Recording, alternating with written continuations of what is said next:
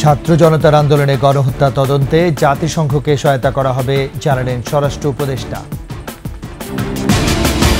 টানা বৃষ্টি ও বাঁধ ভেঙে নতুন নতুন এলাকা প্লাবিত, খাদ্য বিশুদ্ধ পানির সংকট। ইনু আটকের খবরে এলাকায় উল্লাস, অবৈধ সম্পদ অর্জন সহ হত্যা নির্যাতনের অভিযোগ।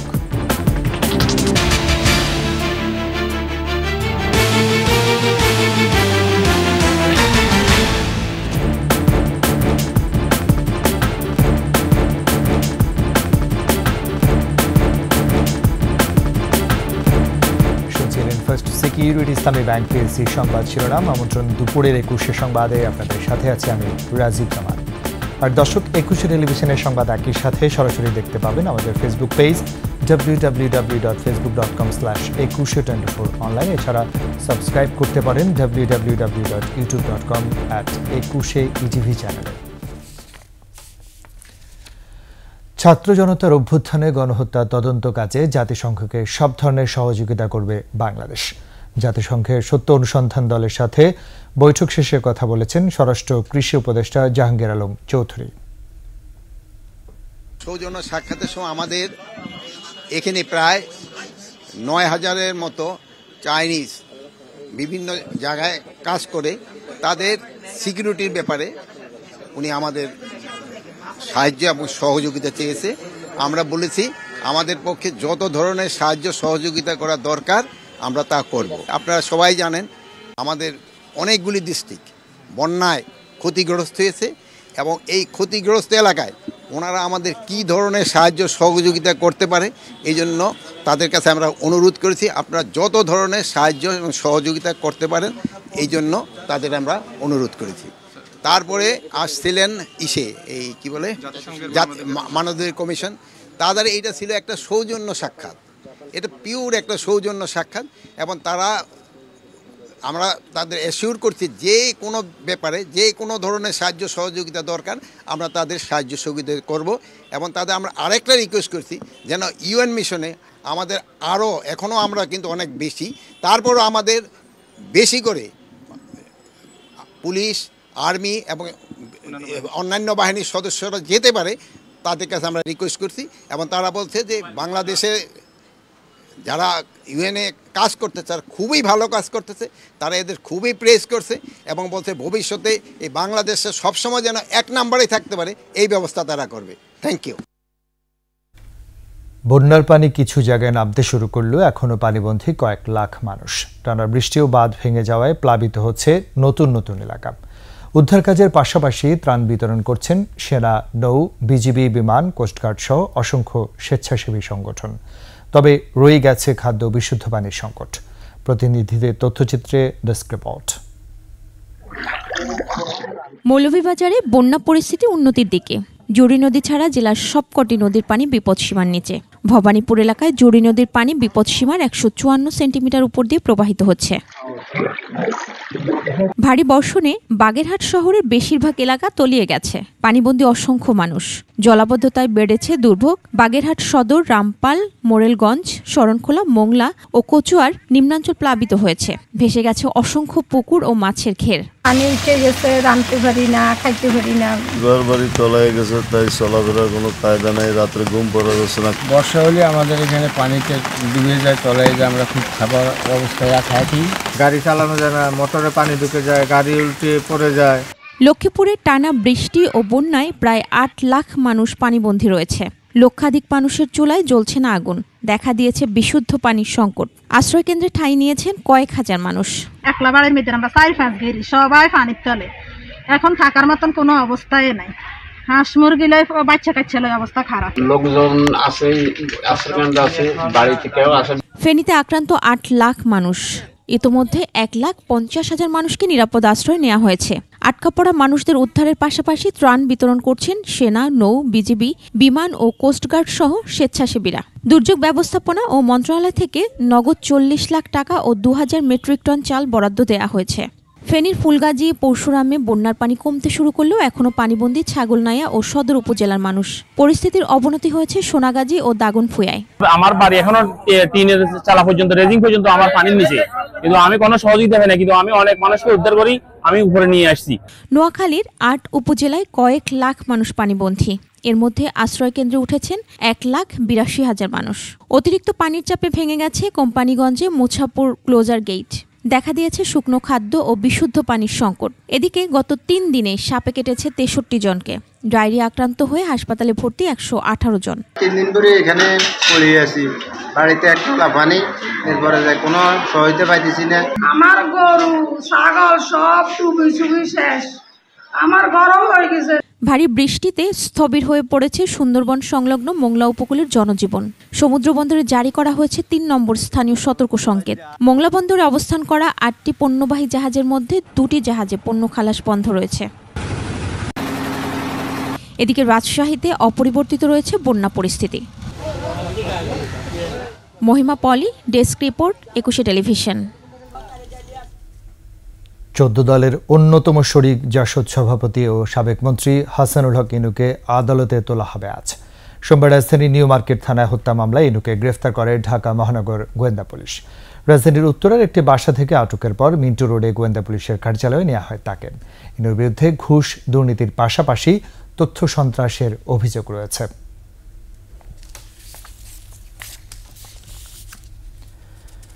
জাসদ সভাপতি হাসানুল হক ইনু আটকের খবরে উল্লাস করেছেন তার নিজ এলাকার মানুষ। ছবিতে আগুন দিয়ে মিছিলে মিছিলে ক্ষোভ প্রকাশ করেন তারা। ইনুর শাস্তির দাবির পাশাপাশি তার দোষরদেরও গ্রেফতারের দাবি জানিয়েছেন এলাকাবাসী। কুষ্টিয়ার প্রতিনিধি জহুরুল ইসলামের প্রতিবেদনে দেখুন ডেস্ক রিপোর্ট। দেশের রাজনীতিতে আলোচিত নাম জাসদের একাংশের সভাপতি হাসানুল হক ইনু। আওয়ামী লীগের দয়ায় নৌকা প্রতীক নিয়ে কুষ্টিয়ার ভেড়ামারা থেকে টানা 3 বার সংসদ সদস্য ছিলেন তিনি। ছিলেন 2 দফায় তথ্যমন্ত্রীর দায়িত্বে। সবশেষ 7 জানুয়ারির নির্বাচনে নৌকা প্রতীক নিয়েও পরাজিত আওয়ামী লীগেরই স্বতন্ত্র প্রার্থীর কাছে। সোমবার ইনুর আটকের খবরে আনন্দ প্রকাশ করেছেন জেলার মানুষ।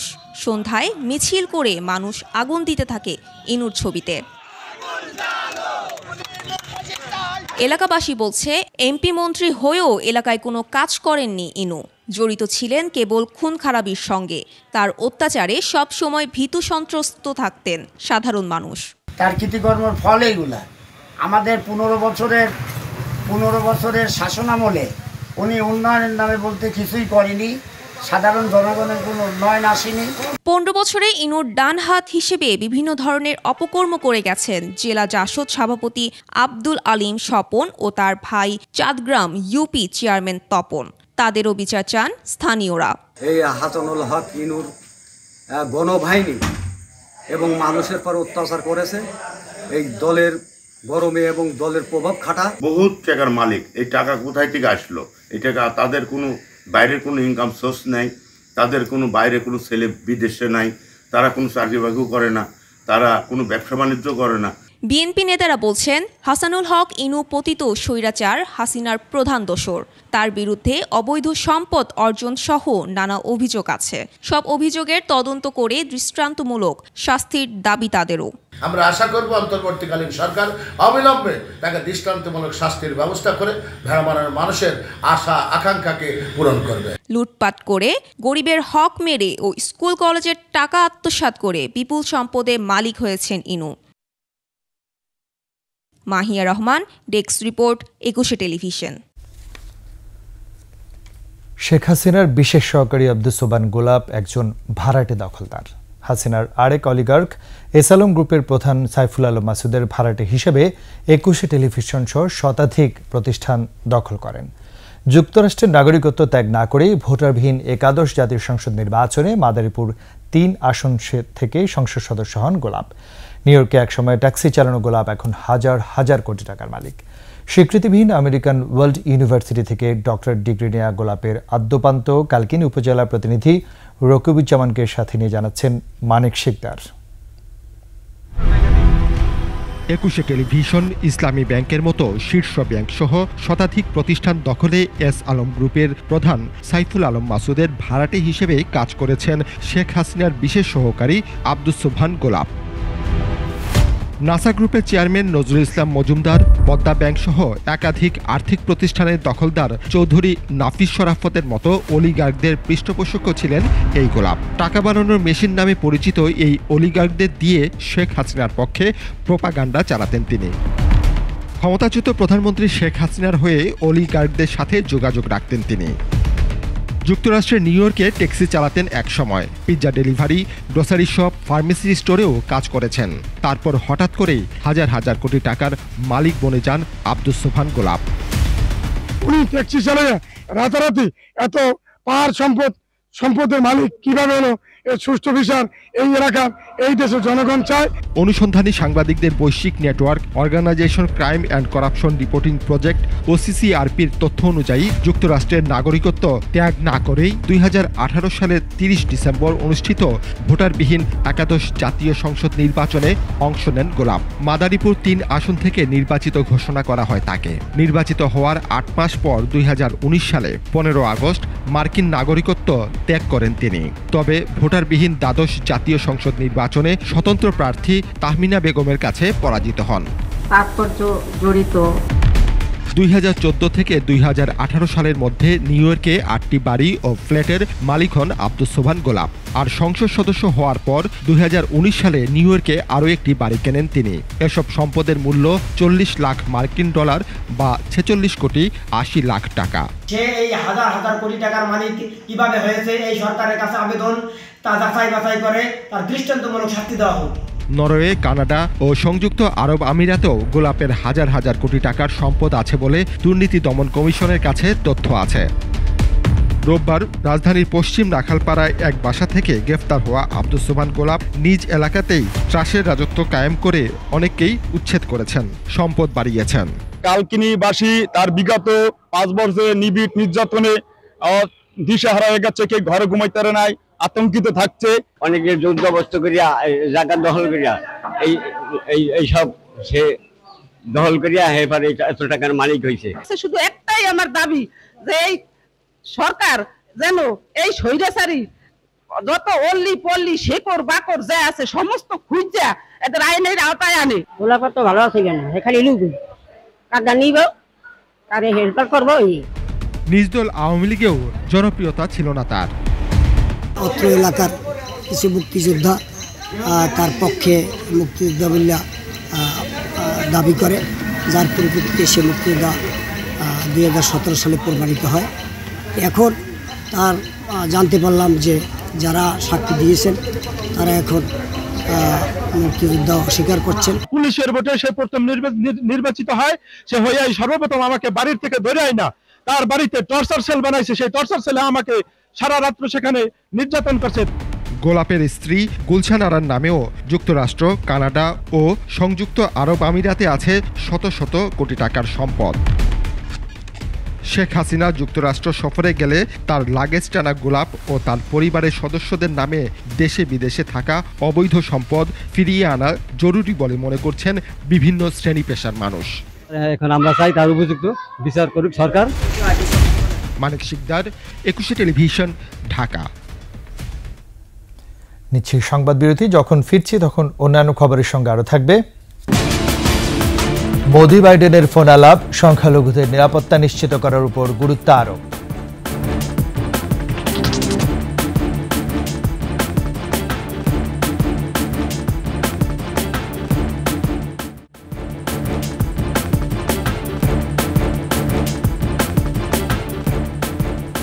আবার আমন্ত্রণ 21 দুপুরের সংবাদ।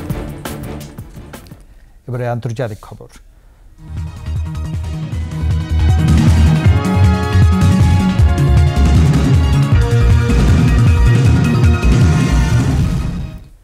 বাংলাদেশে আইনশৃঙ্খলা পুনঃপ্রতিষ্ঠা ও নিরাপত্তা নিশ্চিত করার উপর গুরুত্ব আরোপ করেছে যুক্তরাষ্ট্র ও ভারত। বাংলাদেশের বর্তমান পরিস্থিতি নিয়ে মার্কিন প্রেসিডেন্ট জো বাইডেনের সঙ্গে টেলিফোনে কথা বলেন ভারতের প্রধানমন্ত্রী নরেন্দ্র মোদি। এ নিয়ে ভারত থেকে প্রকাশিত সংবাদ বিজ্ঞপ্তিতে জানানো হয়, বাংলাদেশে আইনশৃঙ্খলা পুনঃপ্রতিষ্ঠা ও সংখ্যালঘু বিশেষ করে সনাতন ধর্মাবলম্বীদের নিরাপত্তা নিশ্চিত করার উপর গুরুত্ব দেন দুই নেতা। বাংলাদেশকে সহযোগিতা আরও বাড়ানোরও প্রতিশ্রুতি পুনর্ব্যক্ত করেন এবং যোগাযোগ রাখার ব্যাপারে একমত হন। বাংলাদেশ ছাড়াও আঞ্চলিক ও বৈশ্বিক বিভিন্ন ইস্যুতে কথা বলেন দুই নেতা। শেখ হাসিনার পদত্যাগের পর বাংলাদেশ ইস্যুতে এই প্রথম পরস্পরের সঙ্গে কথা বললেন মোদি ও বাইডেন।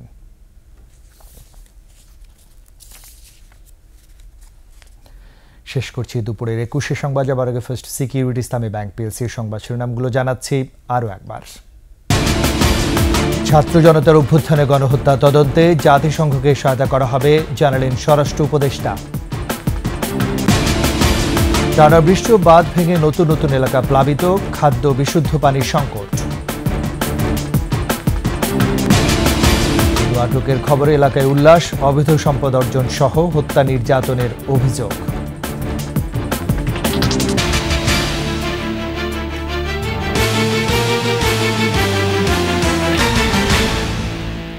সবশেষ খবর জানতে ডায়াল করুন 2021 নম্বরে, আর ভিজিট করুন ekushe-tv.com এর ওয়েবসাইটে। যারা ফেসবুকে ভিজিট করতে পারেন www.facebook.com/ekushe24 অনলাইনে, এবং সাবস্ক্রাইব করতে পারেন www.youtube.com/ekushe-tv চ্যানেলে।